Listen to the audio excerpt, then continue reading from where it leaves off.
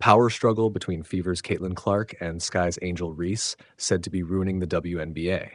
At what point does a sport stop being about basketball and start feeling more like reality TV? Right now, that's the unavoidable question surrounding the WNBA, where headlines are driven less by games and more by the so-called power struggle between Caitlin Clark and Angel Reese, complete with Shaquille O'Neal feuding with Robert Griffin III and sports talk shows treating it like a pro wrestling storyline. I don't like either of them. This week on ESPN Radio's The Sportsocracy, host Tank Spencer laid it all out in blunt terms. Here's my stance on the WNBA power struggle, quote unquote, between Angel Reese and Caitlin Clark.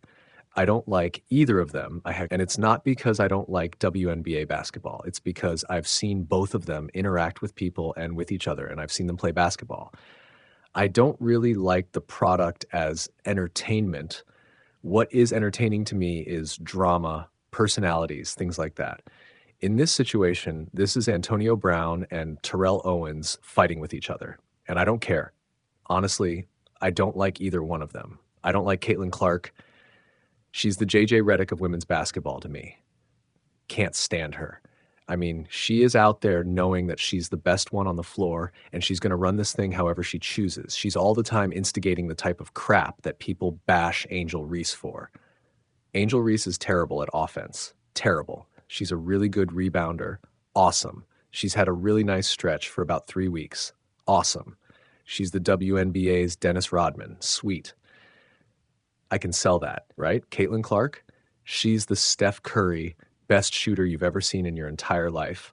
Awesome. She's a terrible person, and so is Angel. But from the way I take this, I don't like either of them, but don't come to me, Shaq, with this whole, you're a man, you can't talk about women's basketball. No, we can. We can. And it's not a personal slight. Just because RG3 thinks Angel Reese is not good at shooting a basketball, that you're going to threaten to punch him in the face because you talk about his girlfriend. Who's the soft one here? Who's out of line?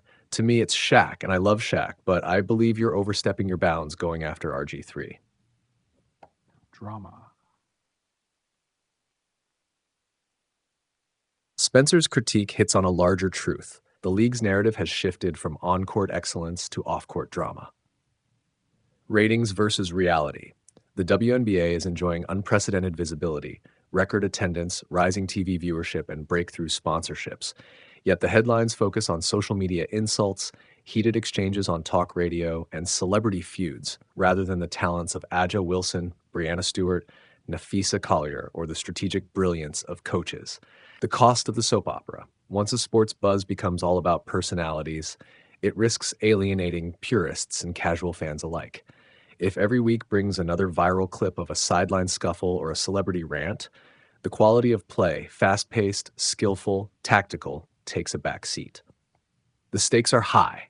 The WNBA's growth hinges on its ability to be taken seriously as a premier professional league. When the water cooler talk centers on who said what instead of who made the game-winning shot, it undercuts both the athletes' hard work and the league's long-term credibility. Shifting back to the game. To sustain its upward trajectory, the WNBA must 1. Celebrate the stars' on-court achievements.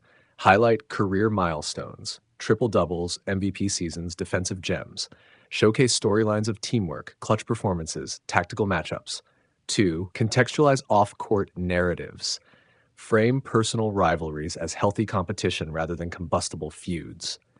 Encourage responsible commentary from former players and media personalities.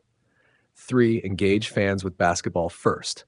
Use social media platforms to dissect X's and O's, not just sound bites. Promote youth and community programs that connect the sport to its grassroots. The future of the WNBA. This summer's All-Star Weekend in Indianapolis served as a showcase for the league's best, but it also laid bare how easily drama can overshadow excellence.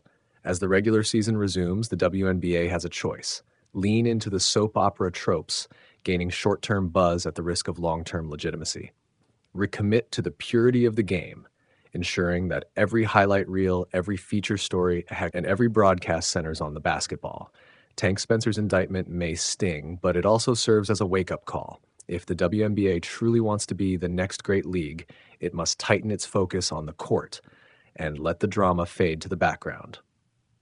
There's no denying the WNBA is in its most watched moment ever. Caitlin Clark's arrival, Angel Reese's star power, and record TV ratings. But when the week's biggest headlines center on off-court feuds, Shaq versus RG3, Clark versus Reese, rather than Aja Wilson's MVP case or Sabrina Ionescu's return from injury, you have to ask, at what cost? Number 1. Drama is driving the coverage. Tank Spencer's take. On ESPN Radio's The Sportsocracy, Spencer bluntly dismissed both Clark and Reese personalities, lamenting that it's drama I want, not basketball. He compared the situation to an Antonio Brown Terrell Owens soap opera. Riveting entertainment, perhaps, but not the sport itself.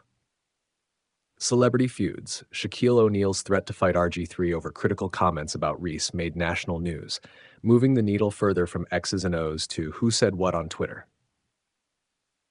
2. The conversations were missing.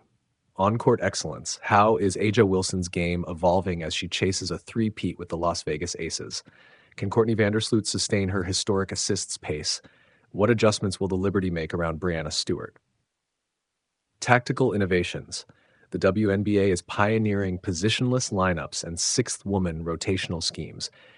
Yet analysis of those shifts is drowned out by Twitter wars. Why it matters. Fan engagement. New viewers drawn in by Clark's highlight reels may stick around if they see competitive rivalries on the court, not just off it. But if every news cycle is a reality TV subplot, casual fans risk tuning a novelty fades. Sponsor and broadcast confidence. Networks and brands invest in the league based on sustainable interest in the product. Consistent coverage of physical play, strategic depth, and individual excellence builds credibility far more than social media spats. Number 4. Shifting the focus back to basketball. 1. Highlight the games. Promote Game of the Week segments that deep dive into pivotal moments. Clark's step-back threes under pressure, Reese's double-figure rebounding nights, strategic timeouts that flip momentum. 2. Amplify tactical analysis. Bring back veterans like Sue Bird or Candace Parker for X's and O's breakdowns on broadcast so viewers learn how teams are evolving, not just who's feuding. 3. Celebrate all-stars equally. Balance human interest features, off-court life, community work, with features on conditioning, skill development, and young veterans rising. So the narrative isn't drama versus drama, but drama plus direction. The bottom line. Drama can attract eyeballs, but sustainable growth depends on the sport itself.